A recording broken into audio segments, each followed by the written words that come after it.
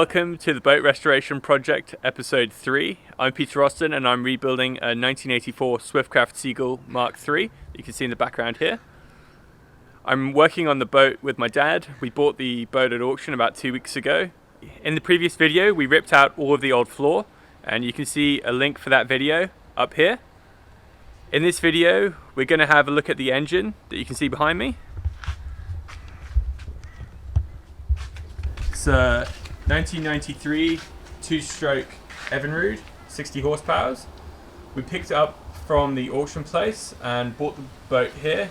Since then we've just been working on the floor, so we haven't yet had a look at the engine. We're going to have a look at that today and see if we can get it started. If you're new to the channel, I suggest you subscribe for more updates on the boat project.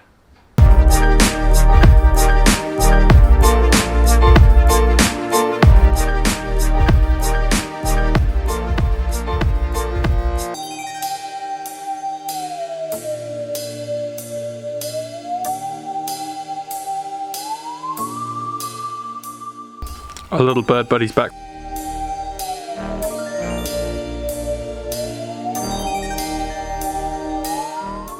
We started by checking the spark plugs and the connection between them and the ignition coils. They all seemed okay, so we had to go at starting the engine. We haven't got the battery yet for the boat, so we're jumping it from the car. This is going to be the first time we've tried starting this engine. I'd be super happy if it started first time, but I think that's unlikely given the fact that it was at auction and we got it quite cheaply. But we'll have to see.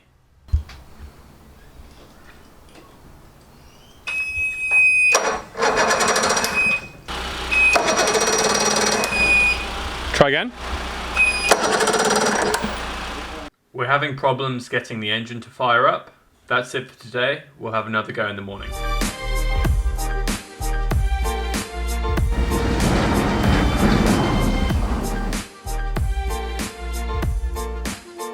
Different bird today. Hopefully this one can fix the engine for us. We thought that the problems getting the engine started were because of the fuel primer solenoid, which is this piece here. To get to it, we would have to remove the air box.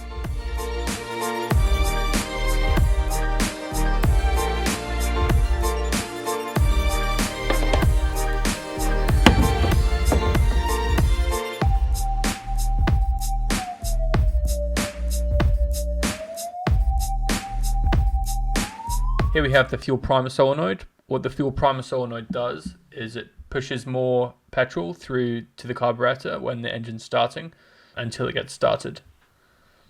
You can see on this unit here that the bottom is slightly warped and the cables are perished, so this is going to get replaced.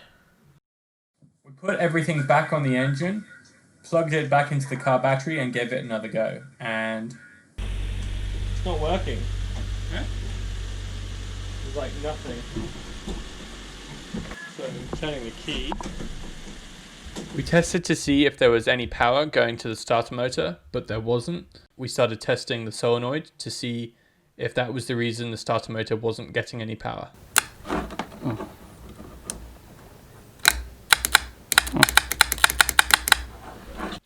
The clicking sound you can hear is the solenoid working properly, so that suggested that the problem was with the key ignition switch.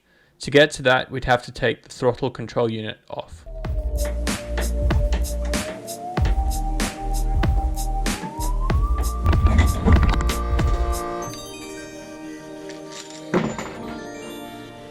After a bit of patience and some WD-40, we managed to get the throttle control unit apart. So here we've got the switch that means that we can't start the engine unless we're in neutral, so we can test if that's working. We've got the alarm here, and we've got the ignition key here.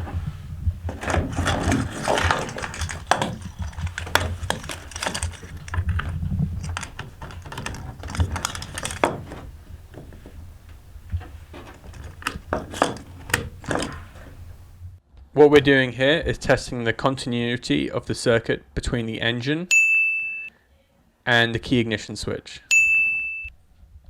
We tested the engine again and found that there was a fuse between the key ignition switch and the starter solenoid. It had blown and needed replacing. We also got a new battery and decided to get one slightly above spec for the engine size, just in case we wanted to upgrade that later.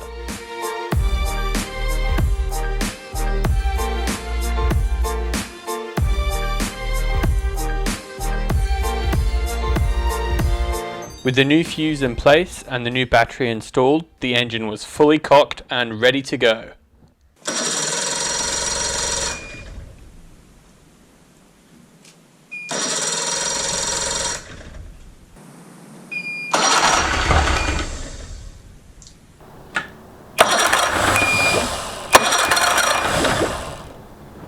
Just wobble the kill switch around a bit and then try it again.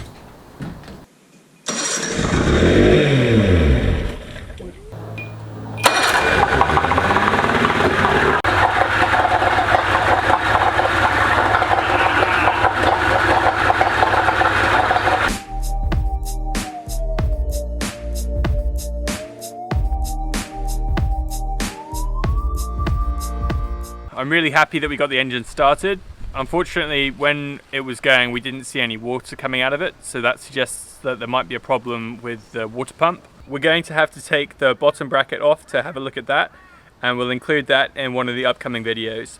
In the next video, we'll be making up the new floor and fitting it to the boat. If you enjoyed this video, please give us a like and subscribe to the channel for more videos like this.